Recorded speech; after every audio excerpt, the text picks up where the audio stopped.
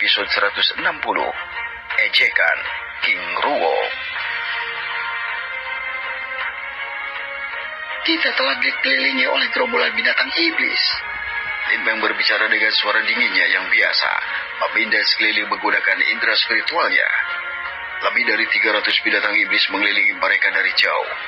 Ratusan pria berkerudung berdiri dalam lingkaran aneh dengan bentuk dan pola formasi di tanah, sementara yang lain berjaga-jaga menunggu perintah. Apakah formasi itu? Lin Beng berpikir ketika dia mengamati pola ini. Dia tahu orang-orang ini mengendalikan binatang iblis. Beberapa orang yang bukan seniman bela diri dan tinggal di kota Tianyun telah berlindung di ruang bawah tanah rumah masing-masing, jadi mereka aman. Apa yang harus kita lakukan sekarang? Wang Shu bertanya ketika dia mengamati situasi yang mengerikan ini. Kemana Tuan Muda Fei Hung pergi? Zhang Chao bertanya dengan cemas saat binatang iblis mulai berkumpul di sekitarnya. Fei Hung tidak bersama mereka, jadi mereka tidak tahu harus berbuat apa. Kita harus bertahan sampai dia tiba.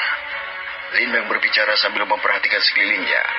Lin Beng tidak bisa melihat Fei Hung dalam jangkauan indera spiritualnya, tetapi masih merasakan hubungannya dengan Fei Hung. Dia tahu bahwa Fei Hung telah pergi untuk menyelamatkan Xin Wanying. Penguasa kota, menyerahlah dan tidak ada yang akan mati di antara kalian.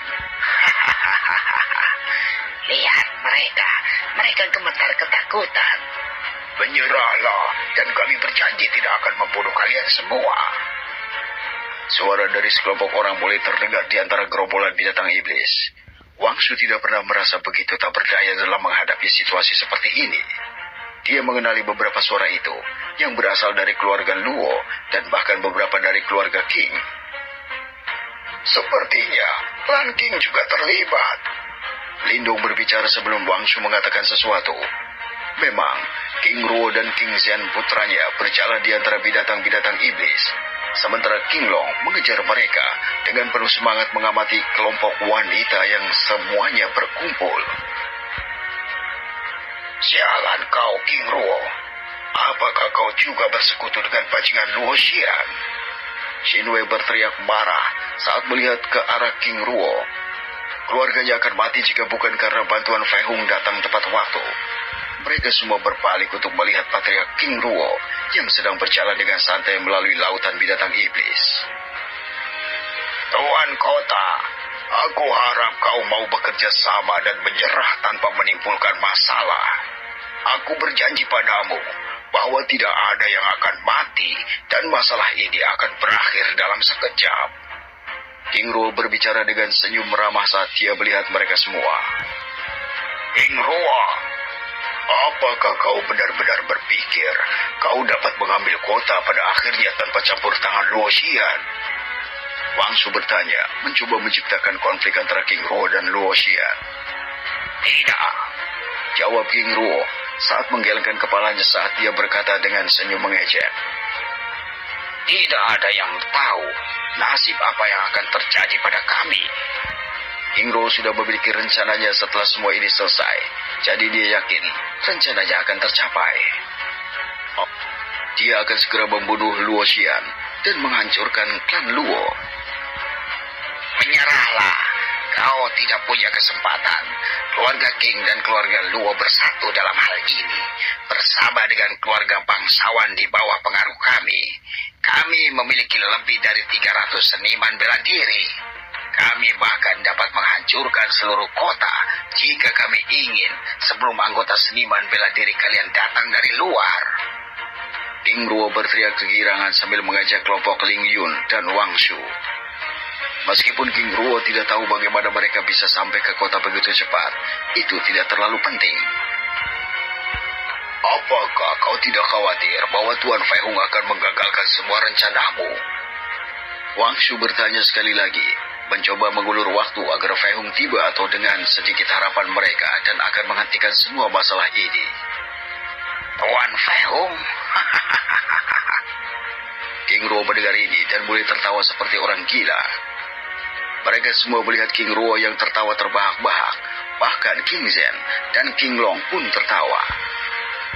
Setelah beberapa saat dia merasa tenang, King Ruo menjawab dengan nada mengejek.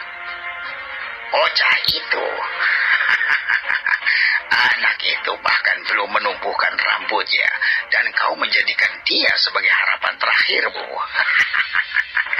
Anak itu akan mati dengan mudah. King Ruo merasakan beberapa tatapan dingin padanya ketika dia mengejek Fei Hung, tetapi dia tidak mempertimbangkannya saat dia berteriak lagi. King Ruo menoleh ke semua binatang iblis di sekitarnya. Bocah sialan itu tidak bisa membunuh semua binatang iblis ini tanpa menyakitimu terlebih dahulu. Di samping itu, King Ruo menatap mereka semua. Di mana anak itu? Dia bahkan tidak bersamamu, dan kau sudah berpikir dia akan menyelamatkan kalian. Anak itu akan mati dihancurkan oleh semua binatang iblis ini jika dia ingin menyelamatkan kalian semua. Aku akan membunuh bajingan itu. Apakah dia pikir karena dia memiliki pedang terbang legendaris, dia lebih kuat dariku? Kali ini King Zhen berbicara dan kemudian menoleh ke arah Lin Meng. Tentu saja jika Lin Meng yang mencintai dan kusayangi setuju untuk menjadi wanitaku, aku bisa menyelamatkan nyawanya dan kalian semua. King Zhen berbicara dengan arogan sambil menikmati menatap sosok Lin Meng yang meramping dan sempurna. Lin Meng merasa jijik dengan tatapan King Zhen ini dan membalas menatap dengan lebih dingin. King Ruo tidak mengatakan apa-apa, menyatakan bahwa dia mendukung keputusan putranya. Kau pria bajingan, kau hanya kodok yang ingin makan daging angsa. Pertama kau yang akan mati sebelum aku membiarkanmu mendekati wanita kakak Fei Hung. Xin Tian dan Ling Yan berteriak marah pada King Zhen dan memanggil Fei Hung dengan kata kakak. Mereka tahu bahwa Lin Meng adalah wanita Fei Hung, jadi mereka tidak akan membiarkan siapapun melakukan apapun padanya. Mereka semua tidak terkejut dengan hal ini. Mereka memahami hubungan cinta Fei Hung dengan Lin Meng, serta mengetahui persaudaraan angkat dengan Ling Yan dan Xin Tian. Satu-satunya yang terkejut adalah Xinzi. Bersama dengan Xin Tian, ketika mendengar perkataan Xin Tian dan Ling Yan barusan, Xinzi tidak tahu apa yang sedang terjadi, tetapi memutuskan untuk bertanya nanti. Dia masih khawatir tentang putrinya Xin Wanying. King Zhen mengerutkan kening ketika perasaan tidak nyaman terbentuk dalam dirinya saat dia menyadari bahwa Lin Meng tidak membantah apa yang mereka berdua katakan. Dia kemudian menganalisis kembali apa yang dikatakan kedua orang ini tentang ucapan. Wanita kakak Fei Hung. Ketika dia memikirkannya, dia merasa seluruh organ dalamnya mendidih. Pikiran bahwa Dewi yang begitu dia inginkan telah diambil oleh pria lain membuatnya benar-benar marah dan berlari ke arah Lin Meng. Masih belum menyerah. Saat King Zhen berlari ke arah Lin Meng untuk menangkapnya, terdengar suara lain yang menghentikannya.